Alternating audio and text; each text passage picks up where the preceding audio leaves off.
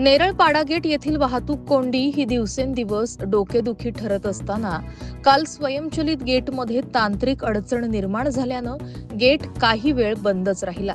यामुळे येथे मोठ्या प्रमाणावर वाहतूक कोंडी झाली। विशेष म्हणजे एका रुग्णाला घेऊन जाणारी रुग्णवाहिका तब्बल अर्धा तास या कोंडीत अडकून पडली। मध्य रेल्वेच्या नेरळ कळंब राज्यमार्गावरील नेरळ पाडा गेट हा वाहतुकीसाठी मोठी अडचण ठरतोय। पर्यायी रस्त्याची दुरावस्था झाल्यामुळे नागरिकांसाठी नेरळ पाडा गेट हाच एकमेव मार्ग आहे। मात्र येथील अरुंद रस्ता आणि सतत येणाऱ्या रेल्वेमुळे हा गेट वारंवार बंद ठेवावा लागतो। त्यामुळे नेहमीच वाहतूक कोंडी होते। काल याच गेटमधील स्वयंचलित लोखंडी यंत्रणेत तांत्रिक बिघाड झाल्यामुळे गेट सतत बंद राहिला आणि मोठ्या प्रमाणावर वाहतूक खोळंबली। या गोंधळात रुग्णवाहिकेसारख्या अत्यावश्यक सेवेलाही अडथळा निर्माण झाला। गेल्या अनेक वर्षांपासून येथे उड्डाणपुलाची मागणी केली जाते।